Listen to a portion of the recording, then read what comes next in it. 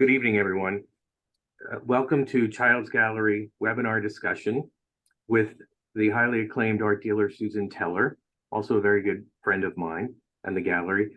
She will be discussing our current exhibition, Edward Lanning and the 14th Street School. This exhibition is presented in association with the Susan Teller Gallery, so we're delighted she can join us this evening. My name is Richard Baiano, and I'm the president of Child's Gallery. The exhibition is currently on view at the gallery Tuesday through Friday, 10 a.m. to 6 p.m., and Saturday and Sunday, 11 a.m. to 5 p.m.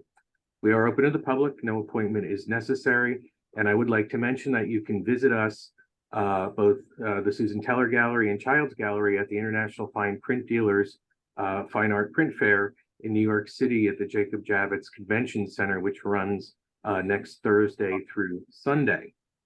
So the talk this evening is about Edward Lanning and the 14th Street School. There will be a brief question and answer session after Susan's talk. You can feel free to send questions via the chat feature, and we will follow up with them. This talk this evening is a new format for us. It's a webinar format as opposed to a meeting, so please bear with us if we have any technical difficulties. Just a few words about Susan Teller. Susan Teller runs her eponymous gallery, which was founded in 2015. Among many of Susan's specialties, she has a specialty in women artists of the Atelier School, Atelier 17, and particularly artists of working in and around New York City. I am not going to talk at all about the exhibition because Susan truly is the expert on this. So with that, Susan, welcome, and we look forward to hearing your talk. Thank you, Richard. It's a lovely introduction. I appreciate it. And definitely, I appreciate our friendship as well. So this was very, very nice for you to invite me to participate both today and for this entire exhibition. And just looking right now at this fabulous Lanning painting, part of a series, I think it was originally 7 paintings. They're huge, and they're his version of Union Square. Of course, Union Square is at 14th Street, runs from 14th to 17th Street in New York City along Broadway and Park Avenue.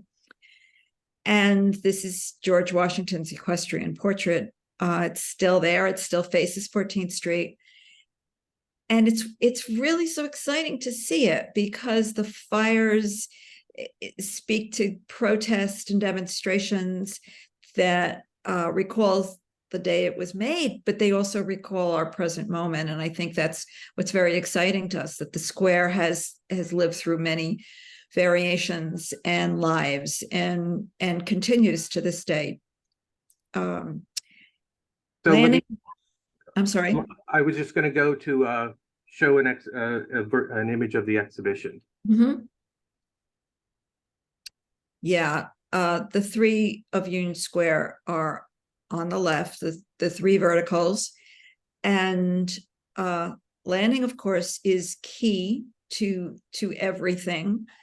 And I think that hovering over us all, over the square, over all these artists, over the so-called 14th Street School, is Kenneth Hays Miller, who, of course, was the great art teacher from the Art Students League.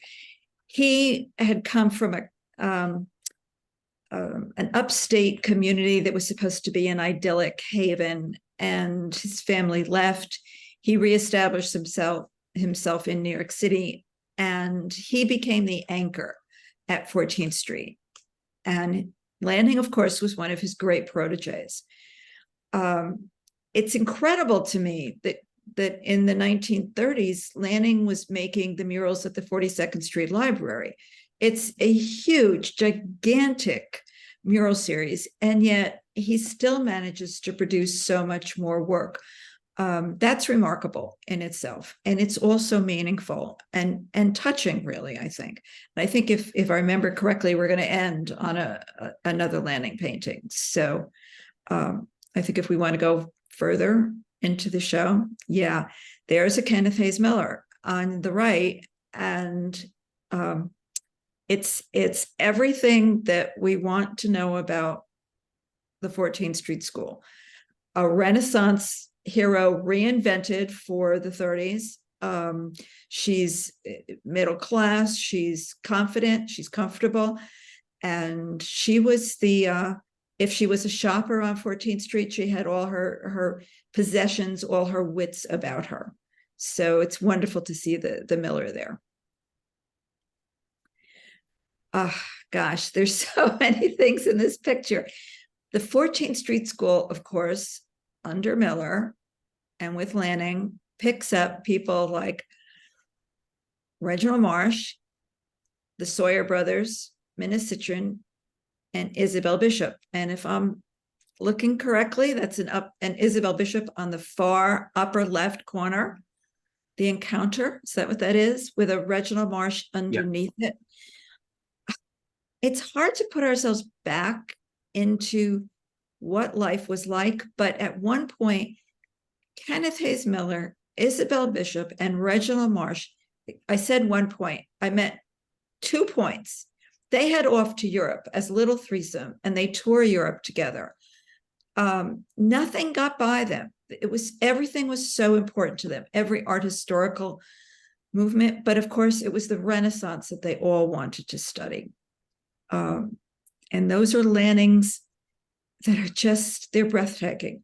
Let's move on. Here's more Reginald Marsh scenes. Marsh, of course, I guess Marsh was kind of the life of the party. He had a studio on Union Square from the very beginning. The story is that he kept a pair of binoculars on the windowsill just in case a pretty girl went by. He could be right there and be sure to notice. He loved New York. He loved the square, and he was part of the community. I think it's very hard for us to imagine that we had an artist community right here in the middle of New York City, and they all supported one another. They were good friends. They went places together. They did things together, and they brought other artists along. And that's what Miller was doing when he was the mentor to Marsh and Bishop and Citron and Lanning. Lanning, of course, was a giant in his own right. Here they are, the 3 scenes of Union Square. They're just remarkable. And it really reminds me of how New York goes through so many phases and so many ups and downs, and just in our post-COVID world, we've had so many ups and downs. There was a demonstration that got out of control in Union Square just a month ago, where where New York City buses were used to remove all the people who were being arrested. It was really quite remarkable, and it lasted about an hour, and the police had things under control, and everything went back to normal, and stores reopened, and the vendors from the green market picked up, and life went on. So one quick question about Union Square. During this time, it was very different than the square is now. Is that true, or not, in terms of who was living there? I don't know if it was so different then. I think it got different afterwards. I think in the 50s and 60s, those were very tough days for Union Square. Those were the days when people really didn't want to walk through the square. I think in the 30s, it was fine. I think there were unemployed people, just like there are today.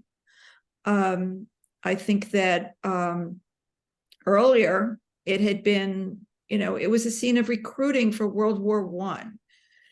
In the 20s, lots of things were happening. It was in the 30s that the protests began again, and it became the center of a lot of political demonstrations. In the 40s, I think it was relatively calm, but then in the 50s and 60s, it got seedy.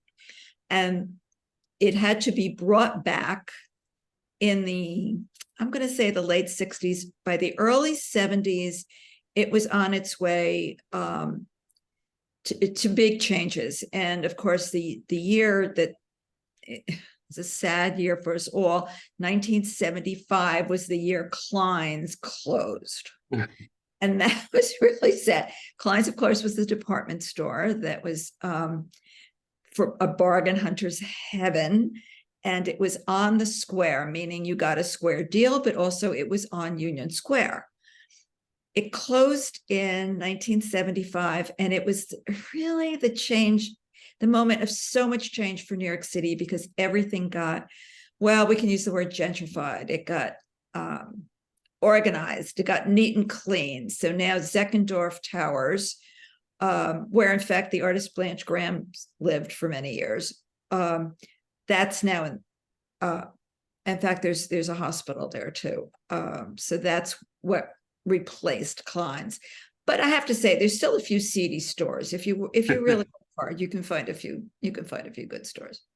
So in relation to this, we have a question that came in, and several people were wondering if there's a correlation or a connection between Lanning and the Beat generation, and particularly after seeing this group of paintings. You know, I think Lanning and also Henderson wanted to bring their hardcore Renaissance revival imagery into the present day. So you do see, could we go a little further? Sure. What about something like, can we go to the attic? Yeah. I love the clothes in the attic. There you go. There you go. I think that addresses the issue. Sure. Yeah, definitely. But you know, they were, at this point, they were a little older. They were not partying as hard as maybe they did before. And I think they're outside the party looking in. So can you I've always been curious about the symbolism of this painting. Do you know anything about that? You know, to me, it's embracing the Renaissance. It's saying that we're going to have our own Renaissance. And if and Henderson, who was Lanning's protege and assistant, and Lanning, I think, must have been a wonderful mentor. I think they're working as a team, trying to bring the Renaissance back to us. And so I've always been curious, what were the years that defined the 14th Street School? You know, I think it stops in the late 40s. Okay. I think that it gets very diffuse after that. Somebody like Minna starts becoming much more modern. She starts doing abstract expressionist works.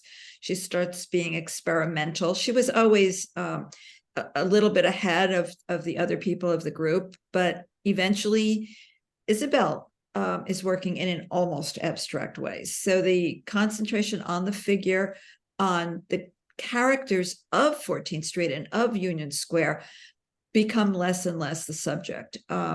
Lanning and Henderson, you know, carried the flag for decades after that. So let me go to the next one.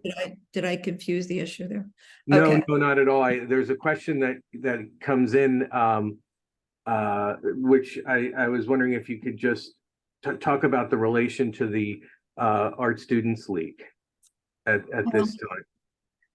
Yeah, I'm going to expand that even further and say I like to think of it as a triangle, really, not a connection between the league and the square, but even a triangle to the league, to Woodstock, New York, the artist community of Woodstock, which during the summer became sort of a mini Art Students League with many of the artists in residence or even teaching for the summer in Woodstock.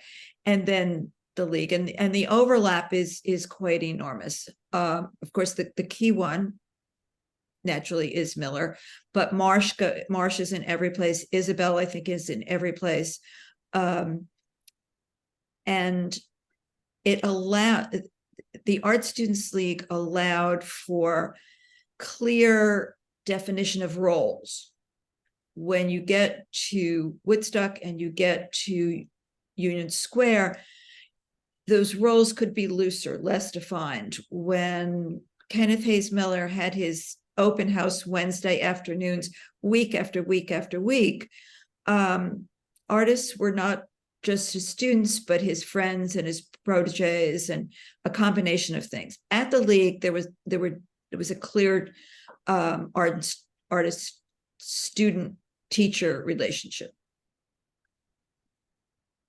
I mean, I think because we're talking about the Renaissance and the figure, this is something I've always been interested in, and I don't know how much it applies, but obviously they were very focused on figuration, representation, and as abstract expressionism was coming into fashion, did they continue this trend, or did they move into abstract expressionism themselves? I think the wonderful thing about the square was that it really was a microcosm of artists doing exactly what they wanted to do. Gorky was at Union Square. Dorothy Daner was at Union Square. There's stories about being at the league, and Dorothy would pass, say, Henderson in the hallway, and she would shout down fascist, and he would shout out commie, and the two schools of it, that it was, they all loved each other. They were not that far apart politically, but there really was a division between the artists who maintained an interest in the figure and artists who moved on into more avant-garde methods. Dorothy and David, certainly, David wasn't part of the square, but he definitely was at the league, and he was definitely a great experimenter, and so was Dorothy along with him. So tell me about this painting. This one fascinates me. We had a client in the gallery, and there was all of these discussions about whether or not it was hell, whether or not it was a dream, whether or not it was a little of both. Yeah, I think it's a lot of both. I think it's memory also. I think that the scenes that they all went to Italy to experience firsthand, all the sculpture, all the murals, all the museums, they wanted to keep everything with them. And they also wanted to kind of poke fun at the banker in his suit, and the Julius Caesar character in very shining armor, and anybody who was an authority figure, I guess, it was okay to kind of. So we have a question, and talking about how the artists and their personal politics. Do you consider that these works are political? I think they are political. Yes. Yes, and I think that with the exception of, let's say, Charles Keller, who was a registered communist till the day he died, I think most people were a little bit more central than that. Progressive's a nice word. There's stories about the May Day parade, how much fun it was to get ready for the May Day parade, and everybody wanted to participate. And then there was somebody like Isabel Bishop. I don't think Isabel was ever in a parade, in a demonstration in her entire life, and yet she was totally a supporter of liberal values. So it's more complicated, I think, than it seems at first glance. And here we are again with these some larger images. Yeah. Do you know if there, so I think if I'm correct, there were 6 or 7 panels in this My scene? understanding is that originally there were going to be 7. I think I knew that 5 were complete and that a 6th was nearly complete. And that's about where I end, where that's about what I know. Whether a 7th ever got finished, even whether the 6th ever got finished, I don't know. But I have in my mind that there were supposed to be 7. One of the things I want to point out to the people that are watching, there was a memorial exhibition for Edward Lanning, I think in 1981 or 82, after he died at the Wichita Art Museum. And this is probably the largest group of paintings of his work that have been put together since then, seen at one time. And all of these 3 were in that exhibition. Yeah, I would have loved to have seen that. Bringing up this wonderful woman, if we could talk about Lanning for one more second. And it's so interesting to see this person. Lanning was actually married to a wonderful artist named Mary Fife. And Mary is not really a Union Square artist. They lived in Brooklyn. They had a beautiful townhouse in Brooklyn. And I think Mary's life was separate from this, but she was also a wonderful Ashcan 14th Street artist. That's exactly what her early work was like. And she also became much more of a modernist. So it was another case of the 14th Street School breaking up. But I'd just like to throw Mary's hat into the ring there, because it Now, really... you knew Mary. Did you also know Edward Lanning? He's the one, if I could have known anybody else, of course I would have loved to have known Miller, but I never knew Lanning. And I knew Jack Henderson quite well. So Jack would talk about him occasionally, but Jack was very modest and deferred to the Lanning and Miller as the great masters. But Miller was hugely accomplished and a wonderful artist, and died much, much too soon. So with Mary Fife, and like I'm not too familiar with her work. I don't see a lot of it on the market. Was it that she stepped back, or was it that she was never really, became well known? I think she could have become extremely well known. I think she did take a step back, as Dorothy did for many years when she was living with David. I think it's not so unusual that happened. Isabel was fortunate in that her husband was a doctor. So she never really had an artist's wife to support her the way, in fact, Lanning did have an artist's wife. But Isabel had the confidence in her own work and her own ability that really never left her. She also was extremely friendly with the Sawyer brothers, and they were huge supporters of one another. Did we see there? You had some Sawyers here someplace. Yeah, I can. Can you go to the Sawyers? Here's some Bishop right Oh here. yeah, I'm not sure about the man looking over the wall, but there was a man by the name of Walter Brough. I think it was Raphael Sawyer who found Walter. Everybody considered him a particularly interesting face, and he had the ability to hold a pose for a long time. So many of the artists drew him in the 30s, in the midst of the Depression, that there was actually an exhibition about Walter. And Minicitrin and the Sawyers and Isabel all contributed pictures of Walter to the exhibition. The first time that Raphael asked him to go to the studio, Walter thought that he had to do the painting. And when he got to the studio, he said he had to fess up, and he had to admit to Raphael that really he wasn't a very good painter. He didn't know really how to paint a wall or molding or anything, but Raphael was able to bring him along, and he ended up being a great pet of everybody, to the point where I think at one point he was Minicitrin's babysitter.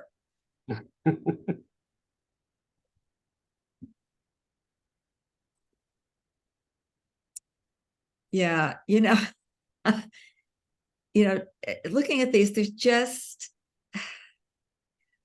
it really is such a pleasure to see, and so important to remember how diverse the square was.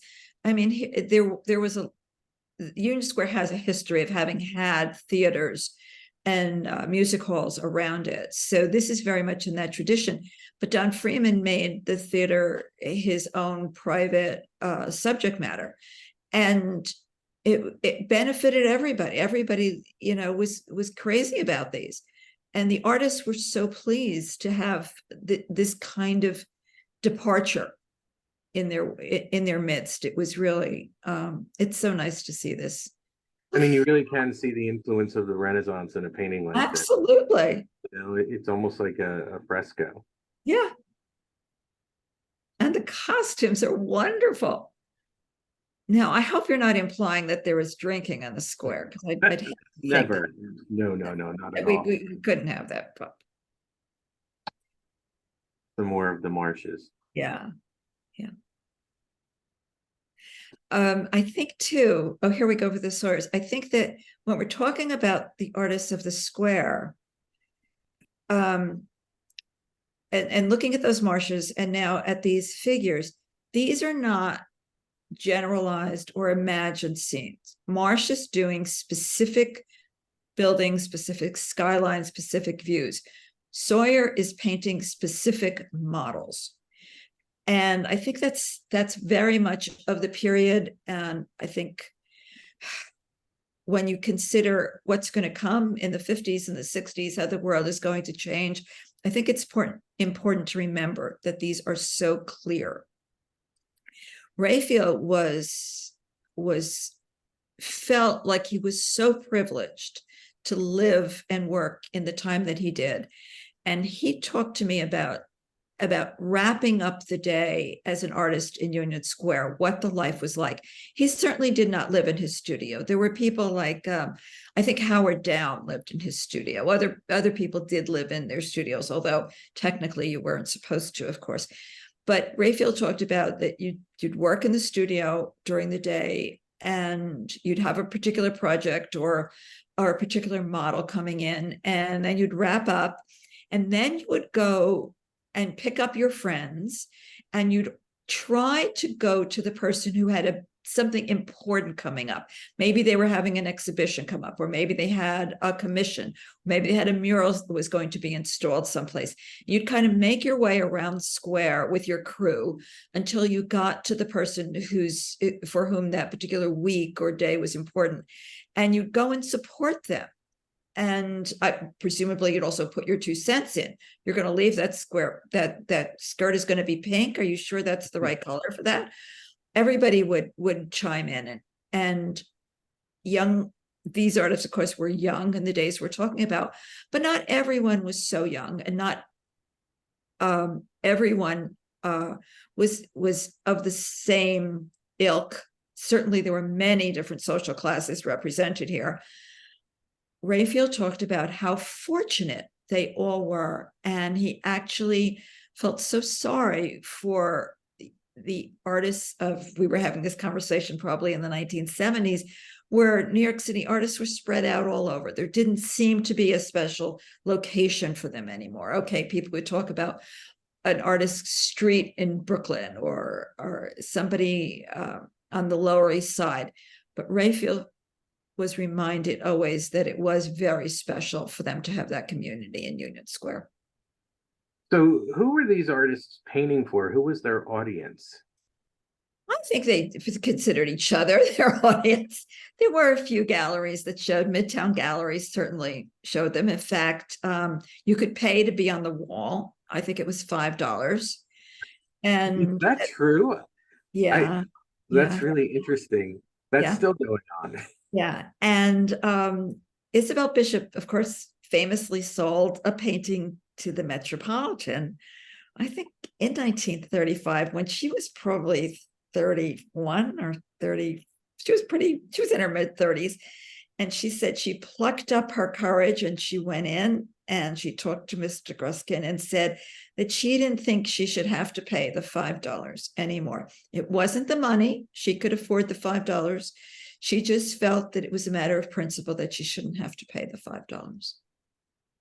As you know, someone who's been part of a gallery that's been around for a while, it's fascinating to me that's what the Midtown Gallery was doing, because now we know the Midtown Gallery for having been, you know, the gallery of all of these famous Yes. artists, including Paul Cadmus. Yeah. You know? So there were a few galleries. There weren't very many customers, and of course there was the WPA that was wonderfully supporting many artists, and the workshops were around, and certainly that was crucial. But there were a few galleries. Oh, this is Isaac. Yeah, just beautiful. So tell us a little more about Jack Henderson, because I think, again, he's another artist that, you know, sort of slipped my awareness until recently. Yeah.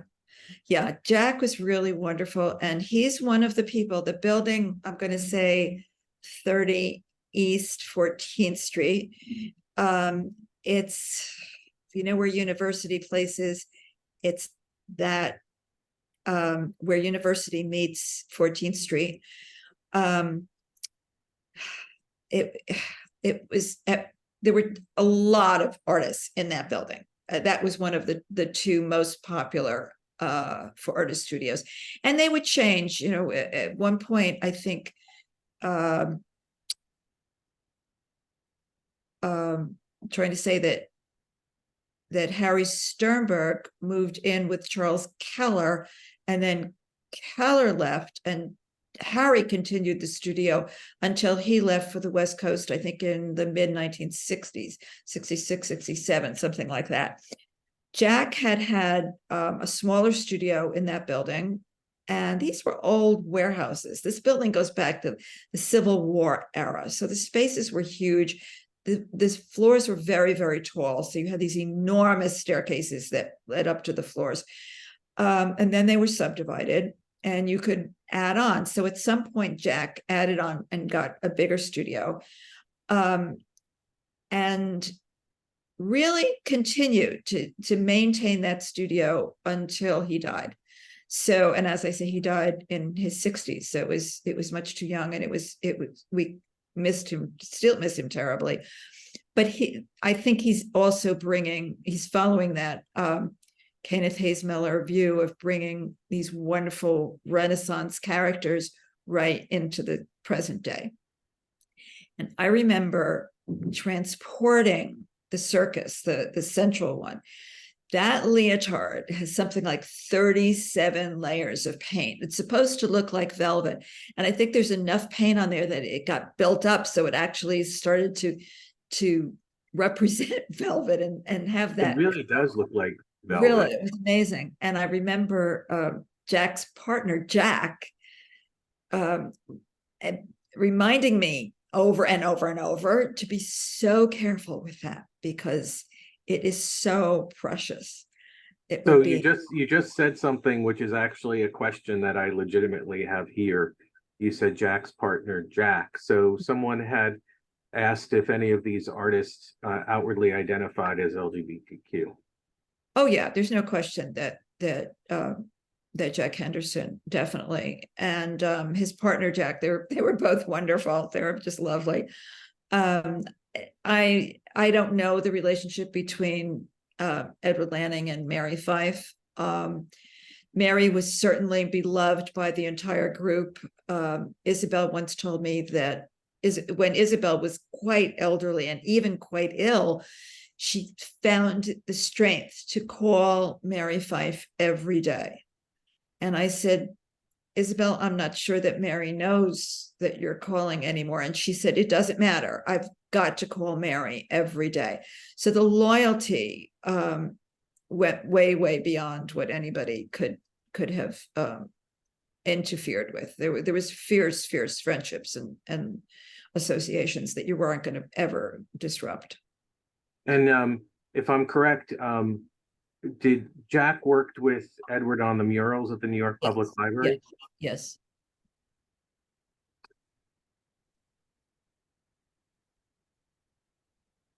Go back. Here's I happen to have a Maltese dog, and I've noticed two paintings with Malteses in them, the attic and then this one. Were they dog people? I honestly don't know. They weren't dog people and I knew them. Let me put it. So Susan, I don't want to dox you or anything, but is it a coincidence that you live in the vicinity of Union Square? That's actually a pretty good question, because we started out at the wrong side of the tracks. We were below 14th Street on 10th Street and Bleecker. And it was a tenement. It was a fifth floor walk up, and the spaces were very small, and we kind of outgrew that apartment. And I saw 200 apartments when we went looking. My husband Bill only saw 100, but I saw 200. And now we live on 16th Street on the west side, not the east side. But I guess I'm in Union Square 3 or 4 times a week. And this Society of American Graphic Artists still has their office on Union Square. It still has homes for many, or the studios of many artists. I don't think it's as cheap and as accessible as it was in the 30s. But it was certainly an attractive. It was an attraction to the neighborhood when we found this apartment, that it was close to Union Square, because as far as I was concerned, that was where everything was happening. And, it's the kind of thing where now, during the women's marches in, the sort of pre-COVID, I guess, 2018, 2019, there was lots of demonstrations in the square, and you could just be wandering around and join one and walk along with the crowd for a while if you wanted to. And I have to say, even in our apartment building, demonstrations will frequently leave the Union Square, swing a right on 14th Street to walk west on 14th Street, and then they'll come up 6th Avenue. So to a certain extent, we've time traveled back to the 30s, I think. Personally, I'm fine with that. Well, what's interesting is hearing you talk about Union Square and then looking at the paintings, and then, when I stay in New York, I stay nearby. It doesn't seem that different from today. Back to your initial comment about how what's old is new again. Yeah. There are some. I think that it was hard for, at one time, Union Square was an extremely fashionable neighborhood. There was a Tiffany's on Union Square. There were fancy hotels. The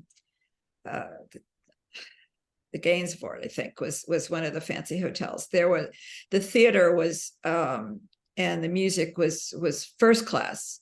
And then it got seedy, and then it got better, and then it got seedy again in the 60s, and now I guess it's better.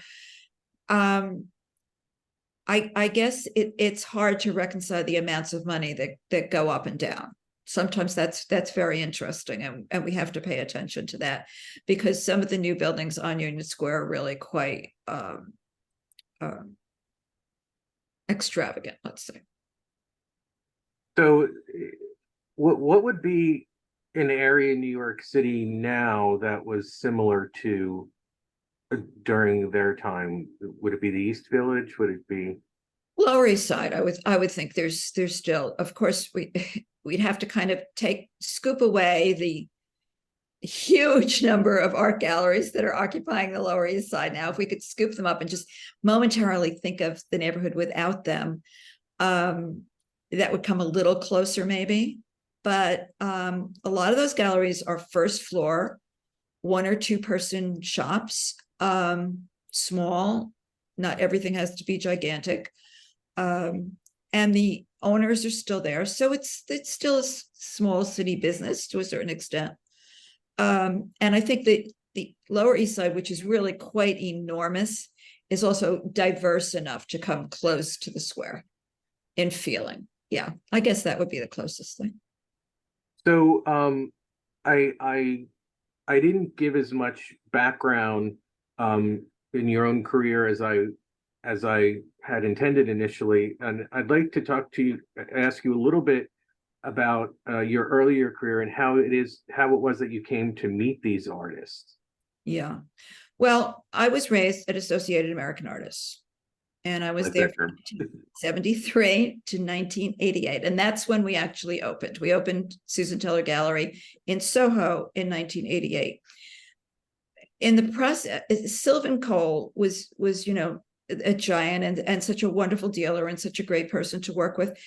And one day I was thrashing around in the prints, and he'd really let us take a project and run with it if we wanted to. Technically, I wasn't the front room staff. I was the back room, and I put together the brochures and some of the programs that we did. But I latched on to Isabel Bishop and connecting her with Dorothy Daynor, two women that whom I knew personally, but whose work was so divergent. And then kind of picking up on Reginald Marsh being part of that group, and finally dawning on me that they all had studios in Union Square. And when I asked Sylvan about it, thinking what maybe I could do something with this, he said, well, you have to talk to my friend Charles Keller. Charles had of course, been in New York, been in Union Square, and had gone to live with his family. He'd gone to live in Italy I think they were there for something like 15 years. Charles was recently back, just a few years back in New York. And Charles brought a totally different point of view. So not Reginald Marsh, sadly, but Charles, Isabel Bishop, Minna Citron, Dorothy Daynor. I could go to each one of them and say, so what is it about Union Square? What made it such a great place to have a studio? And we ended up doing an exhibition in the very, very small room off the main part of the AAA gallery then. And I was so grateful to Sylvan to have this opportunity. Later, Sylvan left the gallery, I stayed, and the gallery moved from Fifth Avenue to 57th Street. And there we actually did a gallery-wide show about Union Square.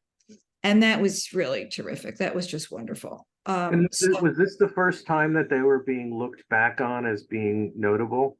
Well, not entirely. There had been a few articles. I think Isabel in particular had, her career was really taking off. She had an exhibition at the Whitney, I'm going to say 1975.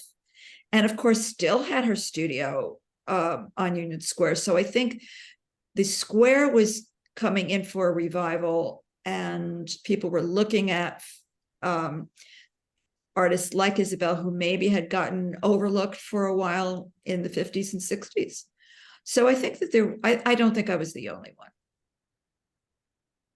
Interesting. If you don't mind, I want to go back to, we had a question about various symbolism in Lanning's work.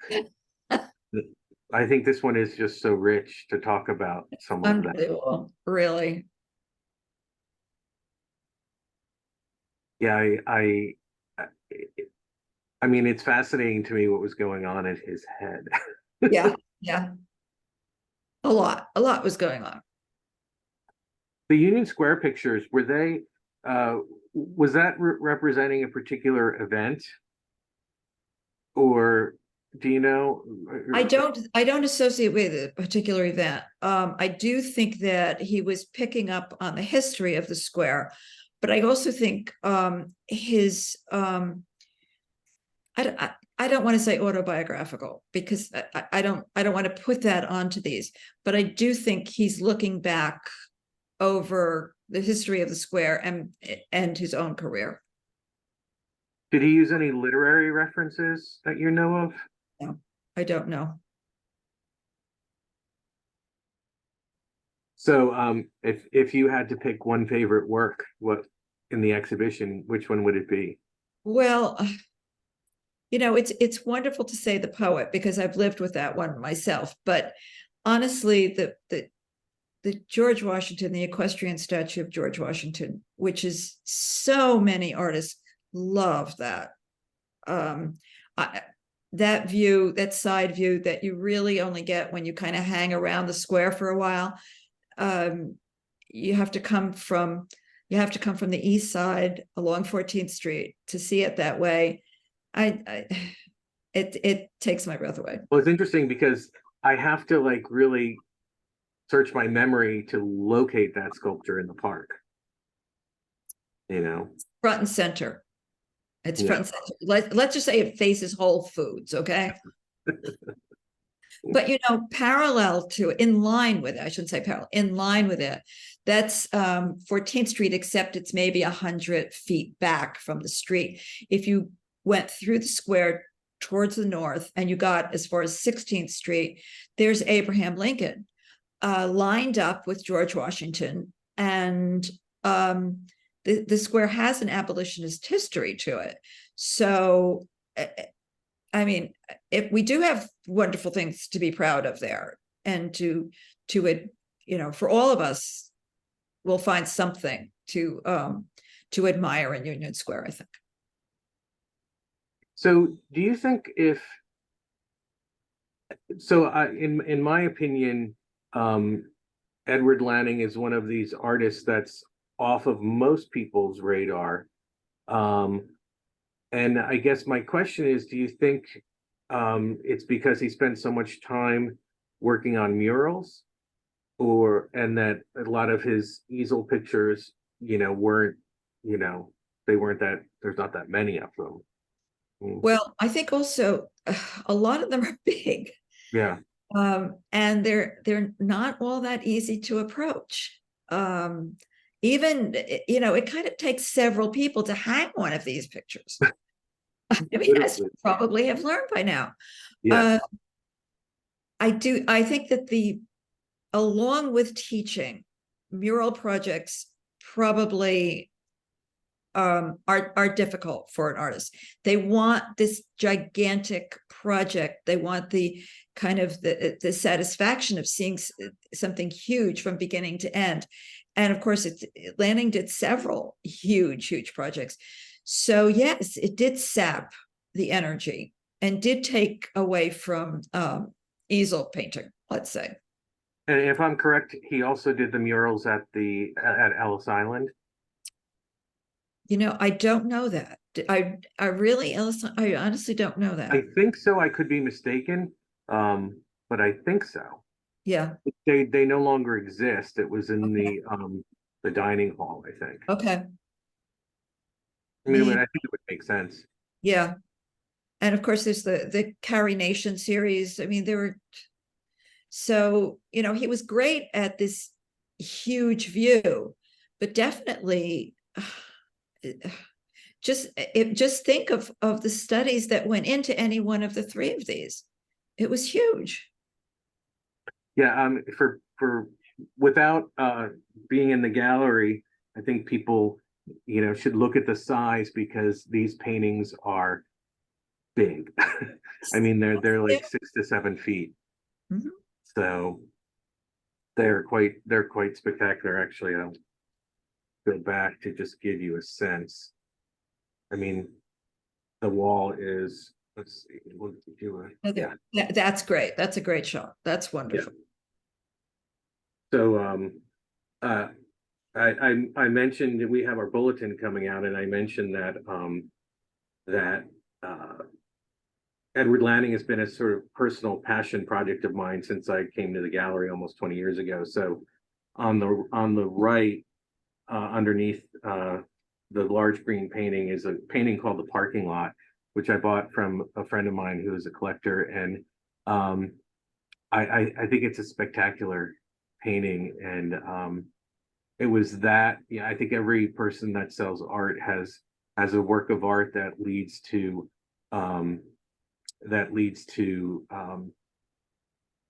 further study and further discussion on things. A number of years ago, so the attic painting, let me go to the attic. So the attic,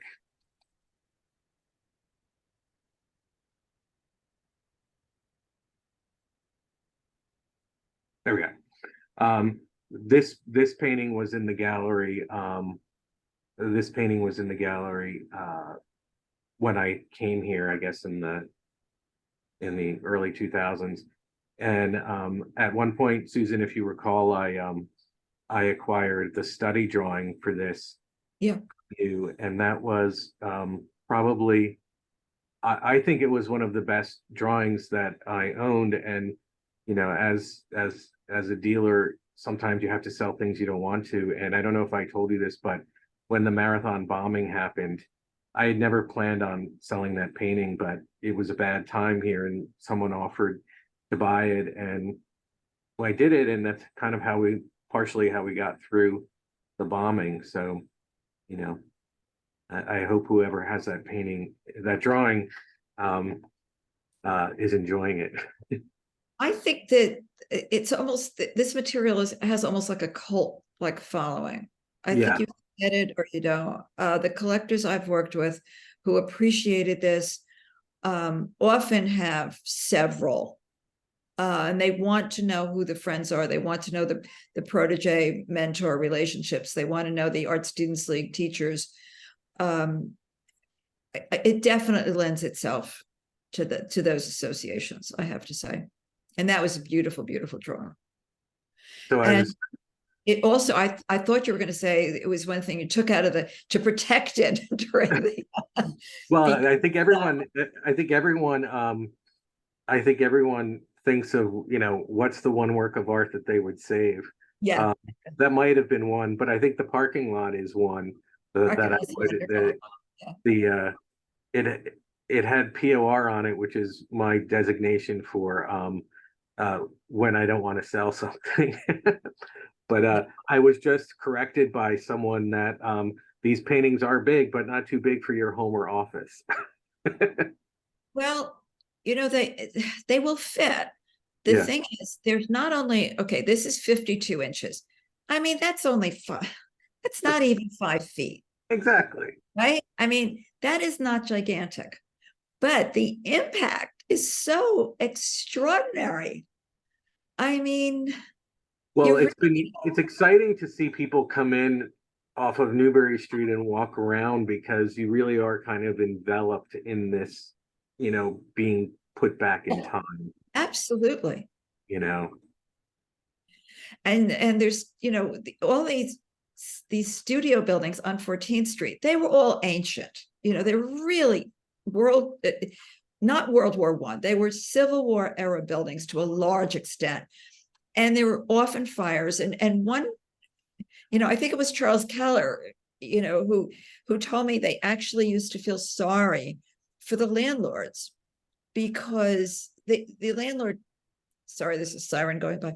The landlords never quite knew who the renter was and who was going to be renting it today or tomorrow. And the artists really were so happy with these spaces that they'd move in and rearrange and make the most of it. But there were fires. These were ancient wooden buildings.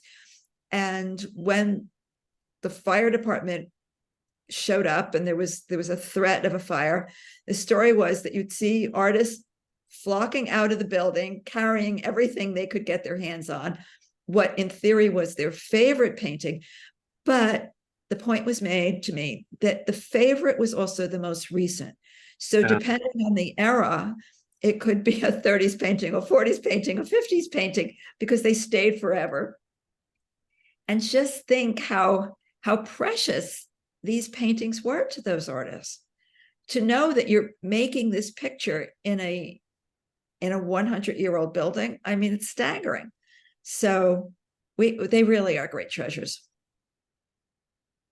Yeah, I always feel like, particularly with Lanning, that sometimes, well, I hope more people come to the Lanning party, because it really is quite a fun place to be. But I really have enjoyed the sort of hunt to try to put as many of these together as possible. You did a wonderful, wonderful Yeah. job. Of course, I'm hoping that they find good homes. But I was very touched that you also had one of the wartime scenes in it. That drawing is so let me share essential. that one, because I think people need to realize that he also did smaller works. Yeah. Let me move this back. That one. There you go. He was in Italy in 1944. And I he mean, was the correspondent, was it for Time Magazine? so look, I mean, that is a wrenching picture. So to put him in American art history, it's really this picture becomes so much more important than the 11 by 15 inches. It's a staggering picture. And wow, I'm glad you included this in the show. Well, thank you. Believe it or not, we are at almost 7 p.m.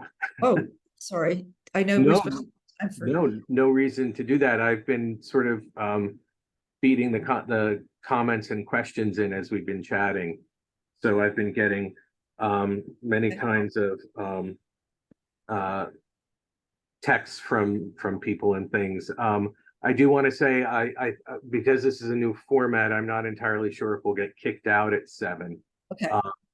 But Susan, I do want to thank you and for your help in putting this together and your expertise and sharing your works with us, and looking forward to these being appreciated by a broader audience than his fans. So thrilled that you did it, and I'm so staggered by the collection you put together. It's really wonderful. Yeah, and thank you. What I'll say is that we will have this talk on recorded and available on YouTube, and we'll also have a sort of video walkthrough of the exhibition for everyone that wants to see it. But Susan, it's always a pleasure. I can listen to you forever. So I will see you at the print fair, and thank you very much. And anyone that's still with us, these works are available. To your staff too. They were very gracious in helping me with the technology. I appreciate that, Catherine, especially. They're great people. But anyway, thank you everyone. Have a very good evening. Thank you, Richard. And Take we'll care. see you.